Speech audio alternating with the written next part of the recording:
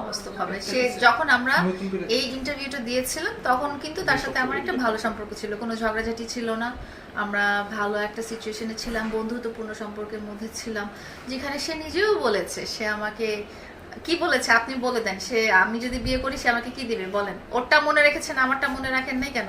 ও বলেছিল আমি যদি বিয়ে করি ও আমাকে এটা দিবে সেটা দিবে, সেই কথা কেন আপনার মনে নেই? আপনি শুধু এক পক্ষ হয়ে নিউজ করেন, এটা তো ঠিক না। কেন আপনি কি ওর চেহারা সুন্দর দেখে কি ওকে বেশি ভালোবাসেন? আমার কি আরো ফর্সা হওয়া দরকার? সেখানে বলা হয়েছিল, সেখানে আমরা ইন্টারভিউতে অনেক রকম কথা বলেছিলাম। এক পর্যায়ে যখন আপনার যে একটা কোয়েশ্চেন, মানে আপনার কি বলবো, আপনার